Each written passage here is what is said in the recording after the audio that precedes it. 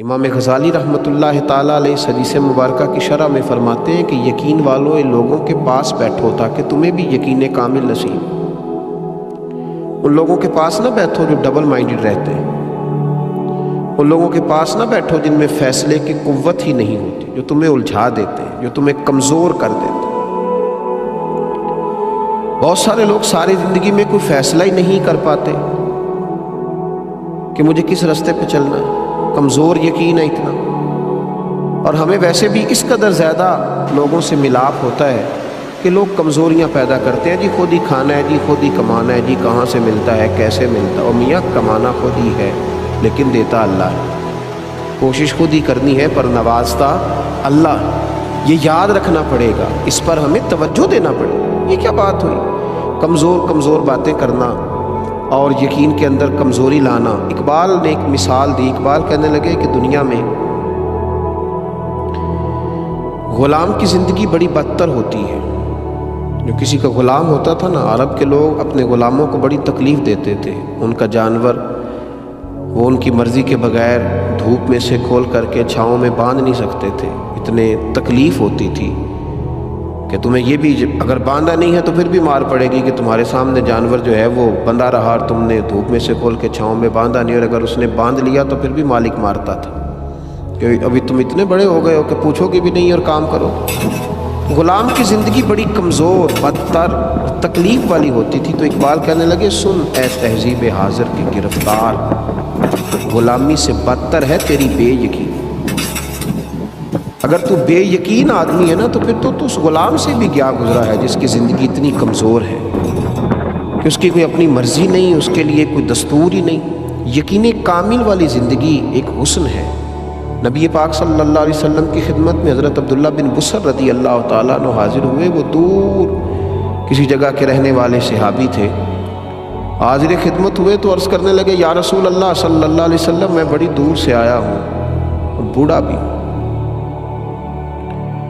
یا رسول اللہ صلی اللہ علیہ وسلم نہ جانے دوبارہ لوٹ سکوں کہ نہ لوٹ سکوں، اور حضور ممکن ہے زندگی بھی اتنی وفا کرے نہ کرے، مجھے کوئی ایک ایسی بات بتائیں جس پر میں جم جاؤں تو میری دنیا بھی بن جائے اور آخرت بھی بن جائے، میں اس پر ڈٹ جاؤں تو میری دنیا بھی بنے، یعنی یہاں کی بھی مجھے کامیابیاں ملیں، یہاں بھی اگر میں سوسائٹی میں کوئی مقام لینا چاہوں تو وہ بھی اللہ مجھے عطا کرے، مجھے ایک ہی بات بتائیں۔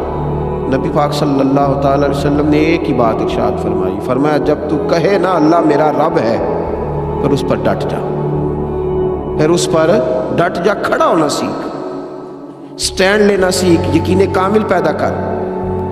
پھر یہ تیری جو کمزوری ہے نا، تیرے ٹوٹتے جملے، تیرے بکھرتے لفظ اور تیرے حروف میں کمی، اور پھر تیرا کمزور لب و لہجہ، تیرا بہت بڑا دعویٰ اور پھر ذرا سا کسی کا فون آنا اور تیرا بکھر جانا، تیری بڑی باتیں پر تیرا انداز وہی کمزوروں جیسا، پھر اس سے نکل، پھر تو کہیں کھڑا ہونا سیکھنا، پھر ذرا کچھ معیار زندگی پیدا کرنا۔ اگر دنیا میں جینا ہے تو کچھ معیار پیدا کر، پھر ذرا حوصلہ پیدا کر، پھر یقین کی دولت اپنے ہاتھ رکھ، پھر ذرا مضبوطی دکھا۔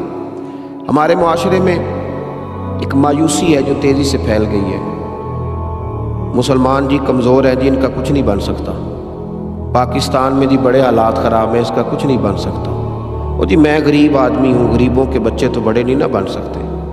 یہ ساری مایوسیاں پھیلائی گئی ہیں، یہ یقین کی کمزوریاں ہیں، یقین کی کمزوریاں ہیں۔ عرب کے بدو کیا کچھ بن سکتے تھے، لیکن وہ اللہ کی توحید پر اور مصطفیٰ کی رسالت پر جب وہ یقین کامل رکھ کے نکلے تو پھر اللہ نے انہیں پوری دنیا کا امام بنایا، پھر وہ بن گئے۔ اس وطن کا کیوں نہیں کچھ بن سکتا؟ اس وطن کی مٹی میں بڑی خیر ہے، بڑا حسن ہے۔ یہ حضرت خواجہ فرید الدین رحمۃ اللہ علیہ کا وطن ہے، یہ داتا علی حجویری کا وطن ہے، یہ اولیاء کی، صوفیاء کی، نیک لوگوں کی، درد دل رکھنے والوں کی، پیار کرنے والوں کی دھرتی۔ یقین کی دولت پیدا کریں، یقین والے لوگوں کی صحبت میں رہیں، اللہ کی ذات پر یقین مضبوط کریں، نبی پاک علیہ السلام کے فرمان پر یقین کو مضبوط رکھیں۔ حضرت سلمان فارسی رضی اللہ تعالیٰ عنہ فرماتے ہیں کہ خندق کا موقع مسلمانوں پر بڑا عجیب و غریب موقع تھا۔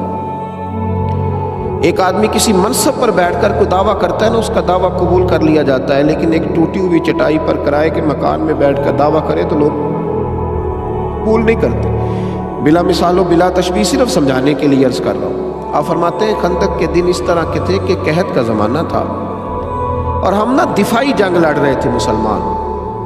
دفاعی جنگ, مدینے کے چاروں جانب خندق کھود کر ہم جنگ لڑ رہے تھے کہ باہر سے وہ اندر نہ آ سکے مدینے میں کفار. جنگ بھی دفاعی تھی, حالات بھی قحط کے تھے. اور جس وقت خندق کھود رہے تھے نا صحابہ, تو پیٹوں پر پتھر باندھے ہوئے تھے. اور فرماتے ہیں عرض کی یا رسول اللہ صلی اللہ علیہ وسلم پیٹ پر پتھر باندھا ہے. تو حضور نے کرتا اٹھا کے دکھایا, فرمایا تم نے ایک باندھا ہے, میں نے 2 باندھے ہوئے. ایسا نہیں ہے کہ لوگوں کو تو بتا دیا جائے, غریبوں کو تو بتا دیا جائے غربتیں ہیں, اور لیڈروں کے جو گھر ہیں وہ بڑے روشن رہے, اور اقبال کہنے لگے کہ جو ہے وہ مریدوں کو تو توکل کا درس دے دیا جائے, لیکن پیروں کی کٹیا جو ہے وہ کٹیا نہ رہے, وہ پورا محل بن جائے. ایسا نہیں تھا, بلکہ نبی کریم صلی اللہ تعالیٰ علیہ وآلہ وسلم نے 2 پتھر پیٹ پر باندھے ہوئے تھے. تو محبوب کریم صلی اللہ علیہ وسلم سے حضرت سلمان فارسی رضی اللہ تعالیٰ عنہ کہتے ہیں کہ عرض کیا یا رسول اللہ صلی اللہ علیہ وسلم یہ ایک چٹان آ گئی ہے, خندق کھود رہے تھے تو چٹان کٹ نہیں گئی, 2 پتھر پیٹ پر باندھے ہیں, قحط کا زمانہ ہے, اسلام پر غربت ہے. فرمایا ہتھوڑا مجھے دو. حضور خود اتر گئے. اب میرے محبوب کا یقین کامل دیکھیں, اس وقت قحط ہے, بھوک اتنی ہے کہ 2 پتھر پیٹوں پہ ہیں, دفاعی جنگ ہو رہی ہے, مدینے میں حالات خراب ہیں. لیکن جب تیری سوچ جمع ہوتی ہے تو پھر عرش کا مالک تجھے رنگ بھی بڑے بڑے ہی عطا کرتا ہے. پھر جب تیرے ذہن میں وسعت آتی ہے تو پھر اللہ بھی تجھے اسی طرح نوازتا ہے. حضور کا یقین کامل, حضور کے ہاتھ میں وہ جو آلہ تھا نا چٹان توڑنے والا, حضور نے اللہ اکبر کہہ کے مارا چٹان پر. کہتے ہیں صحابہ کہ ہم باہر کھڑے تھے تو ہم نے چمکتی ہوئی چیزیں دیکھی, چٹان ٹوٹی. تو حضور نے کیا فرمایا, فرمایا اوتیت مفاتح الیمن.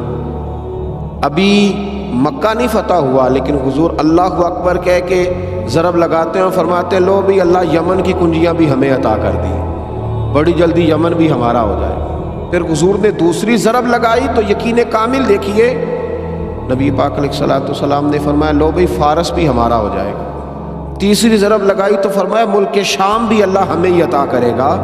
تو حضور ضربیں لگاتے جاتے, ایک ضرب پر ایک بہت بڑی سلطنت اور ملک کے فتح ہونے کی خوشخبری دیتے.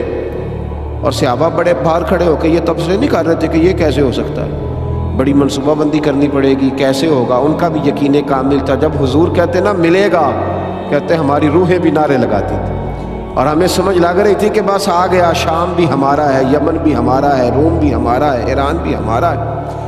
وہ جناب ابو ہریرہ فرماتے ہیں پھر حضرت عمر کے زمانے میں وہ ساری چیزیں ہم نے آتے ہوئے دیکھ بھی لی, وہ سارا کچھ حضور کے قبضے میں آیا. یقین تو پیدا کرنا, اٹھ باندھ کمر کیوں ڈرتا ہے, پھر دیکھ خدا کیا کرتا ہے. کمزوری نہ دکھائیں, ٹوٹتی ٹوٹتی باتیں, کمزور ہمارے فکرے, ہمارے لب و لہجے کی وہ مایوسی, ہمارے لفظوں کا وہ کمزور پن.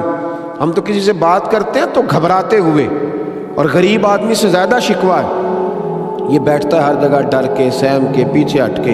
او بھائی کچھ بھی نہیں ہوگا, حالات کے سہمے ہوئے لوگوں کو بتا دو حالات بدل جاتے ہیں, ایک جیسے نہیں رہتے, کچھ بھی نہیں ہوتا. جتنے لوگ آپ کو شہروں میں اور بڑی بڑی بلڈنگوں میں نظر آ رہے ہیں یہ کسی نہ کسی غریب گھر سے اٹھ کے آئے ہوئے ہیں, کچھ بھی ایسا نہیں ہے. یہ سب جب میدانوں میں نکلے تو اللہ نے انہیں نواز دیا, یقین کامل کی دولت پیدا کر.